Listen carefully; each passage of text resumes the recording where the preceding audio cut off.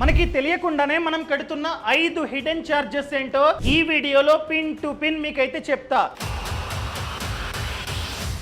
ఈ వీడియోని చూసిన తర్వాత ఈ చార్జెస్ అన్ని మీకు తెలిసిన తర్వాత అయ్యో ఇన్ని సంవత్సరాలుగా ఇంత డబ్బుని నేనైతే వేస్ట్ చేశానా అనుకుంటారు. అవేంటో తెలియాలంటే ఈ వీడియోని లాస్ట్ వరకు చూడండి. ఎవరైతే క్రెడిట్ కార్డ్ ని యూజ్ చేస్తున్నారో వాళ్ళకి ఈ వీడియో చాలా బాగా యూజ్ అవుతుంది. అదే విధంగా for example me credit score చాలా తక్కువ ఉంది, దాన్ని అమాంతంగా ఏ విధంగా పెంచాలో అది కూడా ఒక చిన్న క్రెడిట్ కార్డ్ సహాయంతో ఏ విధంగా మీ క్రెడిట్ స్కోర్ ని పెంచాలో కూడా ఈ వీడియోలో పిన్ టు పిన్ మీకైతే చెప్తా. సో ఈ వీడియోని లాస్ట్ వరకు చూడండి. అంతేకాకుండా ఇంతవరకు ఈ ఛానల్ ని సబ్స్క్రైబ్ చేసుకోకపోతే ఇప్పుడే సబ్స్క్రైబ్ చేసుకోండి. నేను మీ కౌశిక్ మరిడి.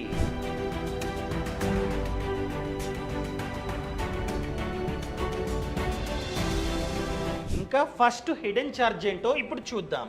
ఫర్ ఎగ్జాంపుల్ మనందరికీ బ్యాంక్ అకౌంట్స్ ఉంటాయి. నాకు చూసుకున్నట్లయితే 4 ఉన్నాయి, మీకు 2 ఉండొచ్చు, 3 ఉండొచ్చు, 4 ఉండొచ్చు.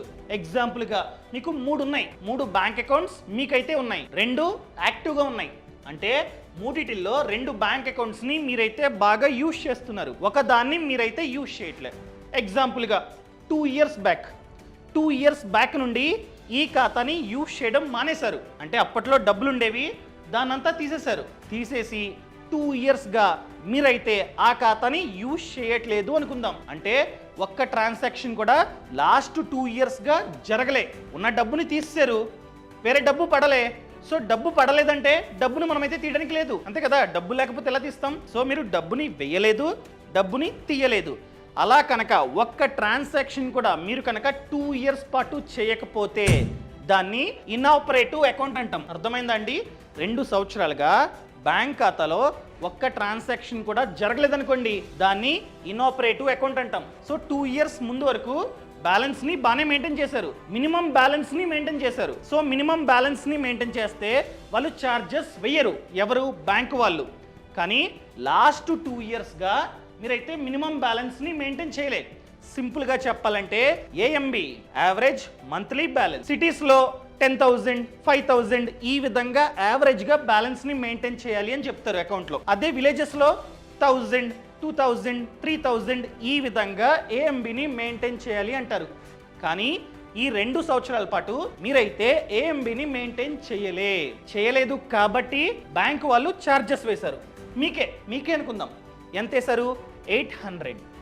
సో 2 ఇయర్స్ తర్వాత, 2 ఇయర్స్ పాటు యూజ్ చేయలే, 2 ఇయర్స్ తర్వాత మీరు కనుక బ్యాంక్ వెళ్ళి ఈ ఖాతాని క్లోజ్ చేయాలి, నాకు అవసరం లేదు అని చెప్పినట్లయితే బ్యాంక్ వాళ్ళు ఖచ్చితంగా ఈ ఛార్జ్ని కట్టమంటారు. 800 కట్టండి. ఎందుకంటే లాస్ట్ 2 ఇయర్స్గా మీరైతే మినిమం బ్యాలెన్స్ని మెయింటైన్ చేయలే, అంటే దీన్ని మెయింటైన్ చేయలే, కట్టండి. కడితే మాత్రమే క్లోజ్ చేస్తామంటారు. మనం ఏం చేస్తాం? ఓహో 800 కట్టాలా, సర్లే తీసుకోండి అని చెప్పి డబ్బులు మీరైతే ఇచ్చేస్తారు. ఆర్బీఐ రూల్ ప్రకారం మీరు కనుక 2 సంవత్సరాల పాటు బ్యాంక్ అకౌంట్ని అస్సలు యూజ్ చేయలేదు, ఒక్క ట్రాన్సాక్షన్ కూడా చేయలేదనుకోండి, ఆటోమేటిక్గా ఇది ఇనాపరేటివ్ అకౌంట్ అంటాం. సో మీది కనుక ఇనాపరేటివ్ అకౌంట్ అయితే ఆర్బీఐ రూల్స్ ప్రకారం ఈ ఛార్జ్ని కట్టాల్సిన అవసరం లేదు. కానీ ఇన్ని ఇయర్స్గా మనమైతే కట్టేస్తూ ఉన్నాం, కానీ రూల్స్ ప్రకారం కట్టాల్సిన అవసరం లేదు. బై ఎనీ ఛాన్స్ ఈ లాస్ట్ 2 ఇయర్స్లో మీరు ఒక్క ట్రాన్సాక్షన్ చేసినా కూడా డబ్బేశారు, తీసారు ఏటీఎంకి వెళ్ళి, అలా ఒక్క ట్రాన్సాక్షన్ చేసినా కూడా ఈ డబ్బుని, ఈ ఛార్జెస్ని మనమైతే కట్టాల్సిందే. అర్థమైందండి? సో ఒకవేళ మీ పాత బ్యాంక్ అకౌంట్స్ ఉంటాయి, అసలు యూజ్ చేయలేదనుకోండి, 2 ఇయర్స్ కంటే ఎక్కువ కాలం పాటు యూజ్ చేయలేదనుకోండి, ఇక నుండి ₹1 కూడా మీరైతే కట్టకండి. ఒకవేళ బ్యాంకు వాళ్ళు కట్టమంటే దీన్ని ఈ సర్క్యులర్ని మీరైతే చూపించండి. చూపిస్తే ₹1 కూడా మనమైతే కట్టాల్సిన అవసరం లేదు. ఈ హిడెన్ ఛార్జ్ని మీరైతే ఇక నుండి అస్సలు కట్టకండి. ఇది ఫస్ట్ వన్. ఇంకా సెకండ్ వన్, ఈ హిడెన్ ఛార్జ్ని మనమైతే ప్రతిసారి కడుతూనే ఉంటాం. ఎగ్జాంపుల్గా ఒక రెస్టారెంట్కి మీరైతే వెళ్ళారు, ఒక చిన్నది డీసెంట్ రెస్టారెంట్. సో ఆర్డర్ చేసుకున్నారు, తిన్నారు, బిల్ ఇచ్చారు. Bill without GST 1862 without GST and service charge 10% వేశారు. సర్వీస్ ఛార్జ్ అంటే అక్కడ వెయిటర్స్ వచ్చి మనకి ఫుడ్ ఇస్తారు కదా, దానికనమాట. కానీ ఆ రెస్టారెంట్లో సర్వీసు అస్సలు బాలే, వెయిటర్ కూడా పట్టించుకోలే, అస్సలు బాలేదు, మీకు నచ్చలేదు, అయినా కూడా బిల్లులో 10% సర్వీస్ ఛార్జ్ అన్నది వేశారు. దేని మీద? ఈ బిల్ వితౌట్ జిఎస్టీ అమౌంట్ మీద 10% అంటే 186. ఒకవేళ మీకు కనుక ఆ రెస్టారెంట్లో సర్వీస్ అన్నది నచ్చలేదనుకోండి, ఇది కట్టాల్సిన అవసరం లేదు. ఈ సర్వీస్ ఛార్జ్ 10% కట్టాల్సిన అవసరం లేదు. మీరు వెంటనే పిలిచి మీ సర్వీస్ నాకు నచ్చలేదు, అందుకని బిల్లులో సర్వీస్ ఛార్జ్ 10% సర్వీస్ ఛార్జ్ని తీసేయండి అని చెప్పి మీరైతే అడగొచ్చు. వాళ్ళు ఖచ్చితంగా తీయాల్సిందే. మీకు సర్వీస్ నచ్చితే మాత్రమే మీరు కట్టండి, నచ్చలేదా కట్టాల్సిన అవసరం లేదు. అదేవిధంగా జిఎస్టీ, ఒకవేళ ఆ రెస్టారెంట్ రెగ్యులర్ ట్యాక్స్ పేర్ అనుకోండి, జిఎస్టీ కట్టాలి, చచ్చినట్టు మనమైతే కట్టాల్సిందే. స్టేట్ జిఎస్టీ అదేవిధంగా సెంట్రల్ జిఎస్టీ మనమైతే కట్టాలి. ఒకవేళ ఆ రెస్టారెంట్ కనుక కాంపోజిట్ ట్యాక్స్ పేయర్ అనుకోండి, మనం ఈ జిఎస్టీని కట్టాల్సిన అవసరం లేదు. ఇది కట్టక్కర్లేదు, ఇది కట్టక్కర్లేదు. సో ఇంత డబ్బు మనమైతే కట్టాల్సిన అవసరం లేదు, ఇంత కడితే చాలు. అర్థమైందా అండి? సో ఇంత కట్టక్కర్లేదు, ఇది కట్టక్కర్లేదు, ఇది కడితే చాలు. సో మనం కనుక ఈ ట్రిక్ని పాటిస్తే మనకి 519 రూపాయలు ఆదా. ఇదే హిడెన్ ఛార్జ్. మీకు డౌట్ వచ్చే ఉంటుంది, సరే రెస్టారెంట్ వాళ్ళు బిల్ ఇచ్చారు, వాళ్ళు రెగ్యులర్ ట్యాక్స్ పేయరా లేకపోతే కాంపోజిట్ ట్యాక్స్ పేయరా, మాకెలా తెలుస్తుంది? అసలు ముందుగా కాంపోజిట్ ట్యాక్స్ పేయర్ అంటే ఏంటి? ఫర్ ఎగ్జాంపుల్, ఏదైనా రెస్టారెంట్ లేదా ఏదైనా కంపెనీ తక్కువ ట్రాన్సాక్షన్ చేస్తుంది, తక్కువ టర్న్ ఓవర్ని చేస్తుంది అనుకోండి, అంటే వాళ్ళు ఒక లిమిట్ పెడతారు, గవర్నమెంట్ వాళ్ళు ఒక లిమిట్ పెడతారు. ఆ లిమిట్ కంటే తక్కువ టర్న్ ఓవర్ చేస్తున్నట్లయితే వాళ్ళని కాంపోజిట్ ట్యాక్స్ పేయర్లో పెడతారు. అంటే వాళ్ళు ప్రతి ట్రాన్సాక్షన్కి, ఫర్ ఎగ్జాంపుల్ రెస్టారెంట్కి ఎవరు వచ్చారు, ఒక 2000 బిల్ చేశారు, సో ప్రతి బిల్లు మీద వాళ్ళని జిఎస్టీని తీసుకోమని చెప్పరు. వీళ్ళైతే ప్రతి బిల్లులోని జిఎస్టీని ఛార్జ్ చేయాలి, కానీ వీళ్ళు ప్రతి బిల్లులోని జిఎస్టీని తీసుకోకూడదు. డైరెక్ట్గా ఎంతైతే టర్న్ ఓవర్ చేస్తారో దాని మీద ఫ్లాట్ ఫీజుని కట్టమంటారు. అర్థమైందా? ఇయర్కి ఎంతైతే టర్న్ ఓవర్ చేస్తారో వీళ్ళు దాని మీద ఫ్లాట్ ఫీజుని కట్టమంటారు, ఫ్లాట్. కానీ వీళ్ళు అలా కాదు, ప్రతి బిల్లులో మన నుండి జిఎస్టీని తీసుకోవాలి, దాని లెక్కలతో సహా ప్రభుత్వానికి కట్టాలి. కానీ వీళ్ళు లెక్కలతో సహా ప్రభుత్వానికి కట్టాల్సిన అవసరం లేదు. ఎంతైతే టర్న్ ఓవర్ చేస్తారో దాంట్లో ఫ్లాట్ ఫీజు అన్నమాట. క్లియర్? సో వీళ్ళు ప్రతి బిల్లు మీద జిఎస్టీని తీసుకోవాల్సిన అవసరం లేదు.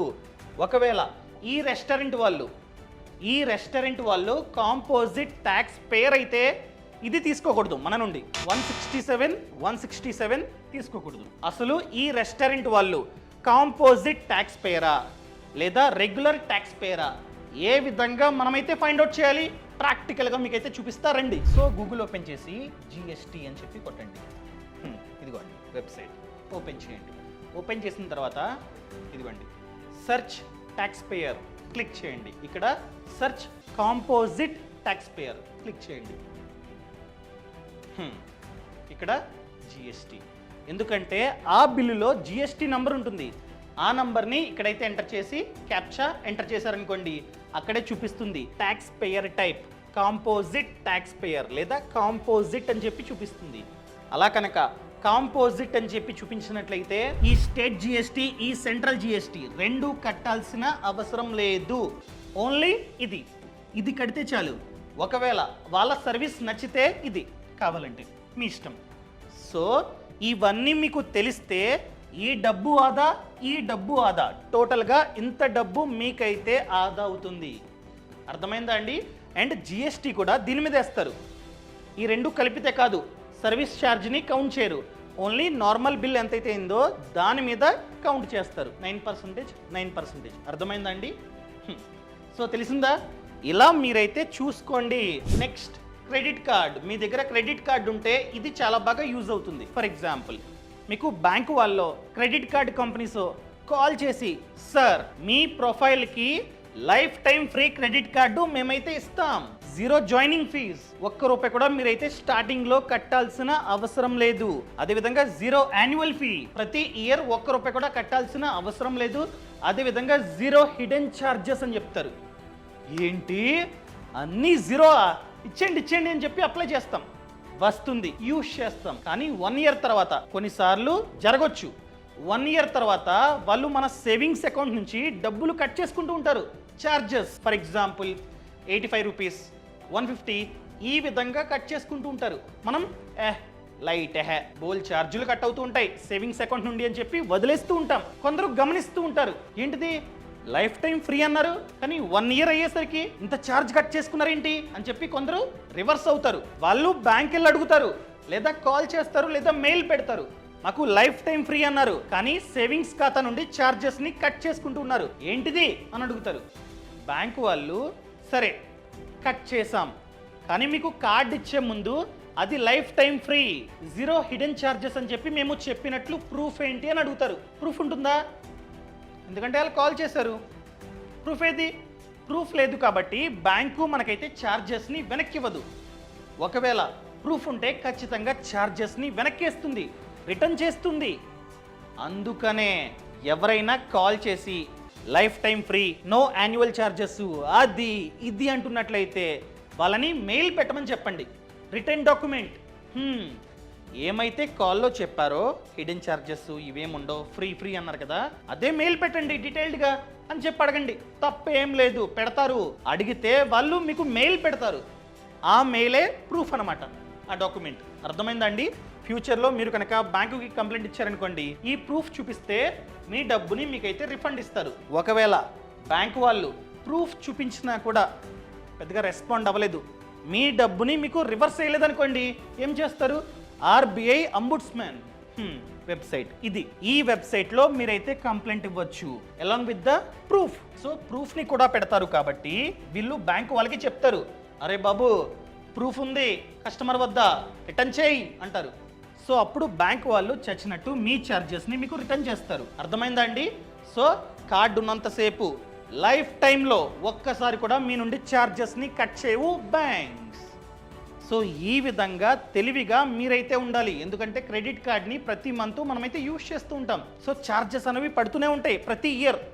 సో ఈ విధంగా రిటర్న్ డాక్యుమెంట్ని కనుక మీరు తీసుకున్నారనుకోండి, నెక్స్ట్ టైం నుండి వాళ్ళు పొరపాటున ఛార్జెస్ని కట్ చేసినా కూడా రివర్స్ చేస్తారనమాట.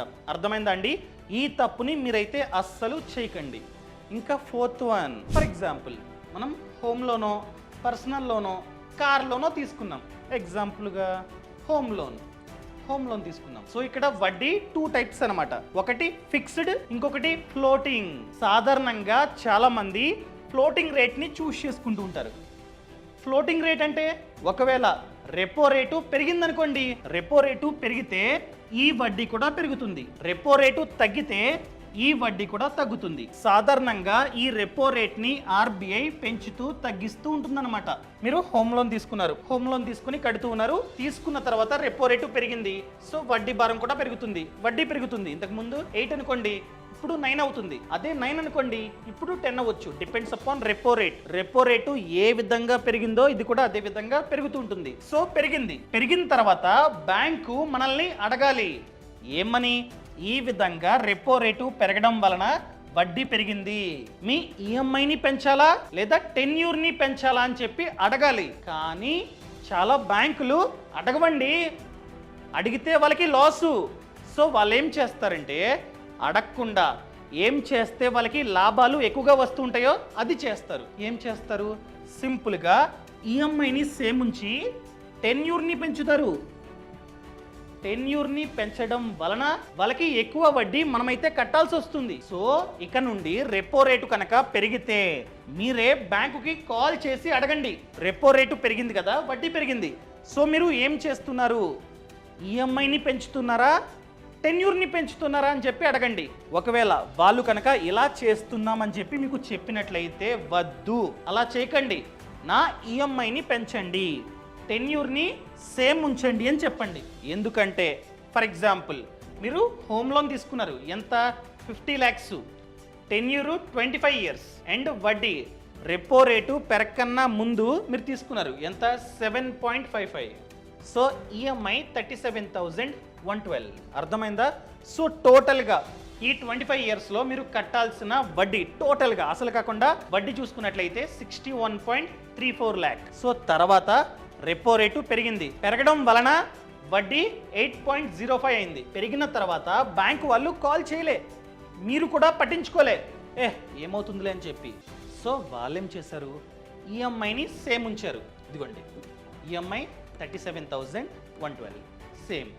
ఈఎంఐని సేమ్ ఉంచి టెన్యూర్ని పెంచారు. వడ్డీ పెరిగింది కదా, సో ఈఎంఐ సేమ్ ఉంది కాబట్టి టెన్యూర్ ఆటోమేటిక్గా పెరుగుతుంది. నార్మల్గా అయితే 25 ఇయర్స్ చెప్పాను కదా, ఇదిగోండి 25. కానీ వడ్డీ అన్నది పెరగడం వలన టెన్యూర్ పెరిగింది. ఎంతకి 29 ఇయర్స్ 3 months. ఏకంగా 25 ఇయర్స్ నుండి ఇంతకి పెరిగింది. సో ఇలా పెరగడం వలన మనం కట్టాల్సిన వడ్డీ టోటల్గా ఇంత టెన్యూర్లో మనం కట్టాల్సిన వడ్డీ ఇంత 80 lakhs అయింది. ఇంతకుముందు ఎంత, జస్ట్ 61 lakhs. సో ఈఎంఐని సేమ్ ఉంచి టెన్యూర్ని పెంచుకోవడం వలన మనం ఇంత 19 lakhs ఎక్కువగా వడ్డీ కట్టాల్సి వస్తుంది ఇంత టెన్యూర్లో. ఇదే లాస్ అండి. చిన్న ఇన్ఫర్మేషన్ లేకపోవడం వలన ఇంత లాసు. సో ఎవరైతే హోమ్ లోన్ తీసుకున్నారో వాళ్ళు జాగ్రత్త. ఈ డబ్బుని, ఈ హిడెన్ ఛార్జ్ని మీరైతే నష్టపోకండి. మీరేం చేయాలి, వాళ్ళకి క్లియర్గా చెప్పాలి, నా టెన్యూర్ సేమ్ ఉంచి 25 ఇయర్స్ టెన్యూర్ సేమ్ ఉంచి ఈఎంఐని పెంచుకోండి. వడ్డీ పెరిగింది కదా, ఈఎంఐని పెంచండి. ఎంత పెరుగుతుంది, మహా అయితే 1645 per month.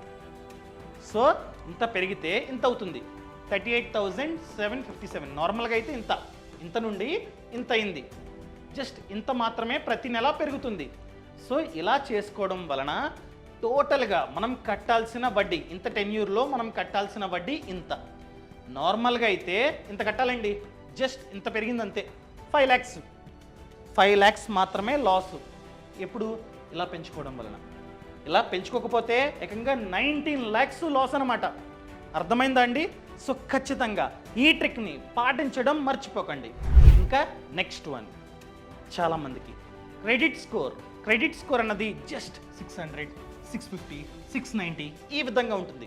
సో అంత తక్కువ క్రెడిట్ స్కోర్ ఉన్నా కూడా వాళ్ళు హోమ్ లోన్కి అప్లై చేస్తూ ఉంటారు. నార్మల్గా అయితే క్రెడిట్ స్కోరు 750 కంటే ఎక్కువ ఉండాలి. కానీ తక్కువ క్రెడిట్ స్కోర్ ఉన్నా కూడా వాళ్ళు హోమ్ లోన్కి అప్లై చేస్తూ ఉంటారు. అలా అప్లై చేస్తే బ్యాంకులు ఇస్తాయి, కొన్నిసార్లు లోన్ని ఇస్తాయి. ఇచ్చినా కూడా వడ్డీ ఎక్కువ. ఎంత, 14%. నార్మల్గా అయితే 8%కి హోమ్ లోన్ మనకైతే లభిస్తుంది. కానీ సిబిల్ స్కోర్ తక్కువ ఉంది కదా అని చెప్పి బ్యాంకులు దాన్ని అడ్వాంటేజ్గా తీసుకొని 14%కి శాంక్షన్ చేస్తూ ఉంటాయి. సో మీరు కనుక 14%కి ఒప్పుకొని హోమ్ లోన్ తీసుకున్నట్లయితే మనకే లాసు. అలా చేస్తే ఎన్ని ల్యాక్స్ మనకి లాసో ఇప్పుడు ప్రాక్టికల్గా చూద్దాం రండి. ఫర్ ఎగ్జాంపుల్ మీరు 50 lakhs హోమ్ లోన్ తీసుకున్నారు, వడ్డీ 8, సిబిల్ స్కోర్ మంచిగా ఉంది, సో వడ్డీ జస్ట్ 8%. So tenure 25 years. ఇలా చూసుకుంటే మీరు టోటల్గా కట్టాల్సిన వడ్డీ ఈ 25 yearsకి 65 lakhs. అంతేనా? సో మీ వడ్డీ 8% అయితే 25 yearsలో మీరు కట్టాల్సిన వడ్డీ ఓన్లీ వడ్డీ 65 lakhs. అదే by any chance me credit score బాగాలేదు, సో 8% కాకుండా బ్యాంకు ఏకంగా 14%కి మీకు ఆఫర్ చేసింది. 1,30,00,000, ఇంతకుముందు 65 lakhs, కానీ ఇప్పుడు 1,30,00,000 అంటే డబుల్, 60 లక్షలు, దాదాపుగా 60 కంటే ఎక్కువ లక్షలు మీకు లాస్. దీనివల్ల జస్ట్ క్రెడిట్ స్కోర్ వల్ల. సో అందుకే క్రెడిట్ స్కోర్ అన్నది చాలా అంటే చాలా ముఖ్యం. ఒకవేళ మీ క్రెడిట్ స్కోరు 600, 650, 690 ఈ విధంగా ఉన్నట్లయితే దాన్ని 750, 850 ఈ విధంగా పెంచడం ఎలానో ఇప్పుడు చూద్దాం. జాగ్రత్తగా వినండి. ఫర్ ఎగ్జాంపుల్ మీ స్కోరు 600, ఒకవేళ మీ దగ్గర ఆల్రెడీ క్రెడిట్ కార్డు ఉందనుకోండి, ఏం చేస్తారు, ఆ క్రెడిట్ కార్డ్ని వాడండి. ఎంత వాడాలి, జస్ట్ 30%. మీ క్రెడిట్ కార్డ్ లిమిట్లో 30% మీరైతే యూజ్ చేసుకోండి. ఎగ్జాంపుల్గా మీ క్రెడిట్ కార్డ్ లిమిట్ 50,000. సో 50,000లో 30% అంటే 15,000. సో 30 అంటే 30 వాడకండి, 30 కంటే తక్కువ పర్సంటేజ్ని మీరైతే వాడండి. అంటే ప్రతి మంత్ 15,000 కంటే తక్కువ యూజ్ చేయండి. యూజ్ చేసి ఆన్ టైంలో, అది కూడా అవుట్ స్టాండింగ్ కట్టండి. అలా కడితే మీరు ప్రతి మంత్ బిల్లుని ఆన్ టైంలో కడుతున్నారు కాబట్టి స్లోగా మీ స్కోర్ అన్నది పెరుగుతుంది. నిజం. For example me score just 600, మీరు బ్యాంక్ వెళ్ళి అప్లై చేస్తున్నారు క్రెడిట్ కార్డ్కి పెంచుకుందామని. ప్రతి మంత్ 30% కంటే తక్కువ యూజ్ చేసి ప్రతి మంత్ ఆన్ టైంలో కడుతూ పెంచుకుందామని చెప్పి మీరైతే చూస్తున్నారు. కానీ మీ స్కోరు తక్కువ ఉందని ఏ బ్యాంకు మీకైతే క్రెడిట్ కార్డ్ని ఇవ్వట్లే. అలాంటప్పుడు ఏం చేయాలంటే credit card against FD. FD అంటే ఫిక్స్డ్ డిపాజిట్, అంటే ఫిక్స్డ్ అమౌంట్ని ఫర్ ఎగ్జాంపుల్ 10,000, 1 lakh, 2 lakhs ఇంత అమౌంట్ని ఒకేసారి డిపాజిట్ చేసి ఒక ఫిక్స్డ్ టెన్యూర్ తర్వాత అసలు ప్లస్ వడ్డీతో సహా మనం తీసుకుంటాం. సో అంతకాలం పాటు మన డబ్బు బ్యాంక్లో సేఫ్గా ఉంటుంది. సో అలా ఏదో ఒక బ్యాంక్ వెళ్ళి ఫిక్స్డ్ డిపాజిట్ చేయండి. అలా చేస్తే దాని ఆధారంగా క్రెడిట్ కార్డ్ని బ్యాంకు మనకైతే ఇస్తుంది. మీ క్రెడిట్ స్కోర్ తక్కువ ఉన్నా, మీకు ఎటువంటి ఆదాయం లేకపోయినా, ఎటువంటి డాక్యుమెంట్స్ అనేవి లేకపోయినా ప్రతి బ్యాంకు మీరు కనుక ఆ బ్యాంకులో ఫిక్స్డ్ డిపాజిట్ చేసినట్లయితే దాన్ని ఆధారంగా తీసుకొని మీకైతే క్రెడిట్ కార్డ్ని ప్రతి బ్యాంకు ఇస్తుంది. సరే, కార్డు వస్తుంది, దానికి లిమిట్ ఎంతవరకు డబ్బుని ప్రతి మంత్ మేమైతే యూజ్ చేసుకోవచ్చు. మీరు ఎంతైతే ఎఫ్డి చేశారో దాంట్లో 90%, అర్థమైందా? మీరు తక్కువలో తక్కువ 10,000 చేశారు, 10,000 ఇదిగోండి 10,000 ఎఫ్డి చేశారు. 10,000లో 90% అంటే 9,000. ఎగ్జాంపుల్గా 10,000 చేయండి, చేసి కార్డు అడగండి, ఇస్తారు. ఎంత ఇస్తారు లిమిటు? ఇంత 9,000. ఈ 9,000లో ప్రతి మంత్ 30% కంటే తక్కువ. ఎగ్జాంపుల్గా 30 అనుకుందాం. 9,000లో 30 అంటే 2,700. ప్రతి మంత్ ఫర్ ఎగ్జాంపుల్ 2,000 ప్రతి మంత్ ఇంతకంటే తక్కువ అమౌంట్. ఎగ్జాంపుల్గా 2,000 యూజ్ చేసుకొని ఆన్ టైంలో, అది కూడా అవుట్ స్టాండింగ్ మీరు కనుక కడుతున్నట్లయితే ఖచ్చితంగా మీ స్కోర్ అన్నది పెరుగుతుంది. రైట్, సర్లే మేము చేస్తాం, ఇలా చేస్తాం. ఇది వర్కౌట్ అవుతుందా? ఎస్ అండి. నా ఫ్రెండ్ శివ ఉన్నాడు, వాడి స్కోరు 660 ఉంది. ఇదే చెప్పా, ఇలాగే చేయరా, నీకు ఇప్పుడు ఏ బ్యాంకు క్రెడిట్ కార్డ్ ఇవ్వదు, సో బ్యాంక్కి ఎఫ్డి చేయి, దాని ఆధారంగా క్రెడిట్ కార్డ్ తీసుకో, దాన్ని ప్రతి మంత్ 30% కంటే తక్కువ యూజ్ చేయి, పెరుగుతుందన్నా పెరిగింది. సో ఎలా అప్లై చేయాలి? మేము బ్యాంక్ వెళ్ళి డబ్బుని డిపాజిట్ చేయాలా అక్కర్లా? కావాలంటే అలా చేసుకోవచ్చు. లేదా ఇంకొక ఆప్షన్, కింద డిస్క్రిప్షన్లో పక్కన కామెంట్స్లో లింక్ ఇచ్చా, ఆ లింకుని క్లిక్ చేస్తే జెట్ యాప్ అన్నది డౌన్లోడ్ అవుతుంది. ఆ యాప్ అన్నది డౌన్లోడ్ అయిన తర్వాత మ్యాగ్నెట్ కింద మ్యాగ్నెట్ అనే ఆప్షన్ ఉంటుంది, దాన్ని క్లిక్ చేయండి. దాన్ని క్లిక్ చేస్తే మ్యాగ్నెట్ ఎఫ్డి క్రెడిట్ కార్డ్ అని చెప్పి చూపిస్తుంది. దానికి మీరైతే అప్లై చేసుకోవచ్చు. సో ఇక్కడ క్లిక్ చేస్తే ఎఫ్డి అమౌంట్ని ఎంటర్ చేయమంటుంది. ఫర్ ఎగ్జాంపుల్ మీ దగ్గర 10,000 ఉంది. సో 10,000 అమౌంట్ని ఎంటర్ చేసి నెక్స్ట్ ఇక్కడ లిమిట్ని మీరైతే చెక్ చేసుకోవచ్చు. సో లిమిట్ అన్నది మీకు కనపడాలంటే దానికంటే ముందు మీ సమాచారాన్ని వాళ్ళకి ఇవ్వాలి. సో మీ డీటెయిల్స్ అంటే personal details and Aadhaar card number, pan card number, me bank account సమాచారం అంతా ఇవ్వాలి. తర్వాత కేవైసీ ప్రాసెస్ అన్నది కంప్లీట్ అవుతుంది.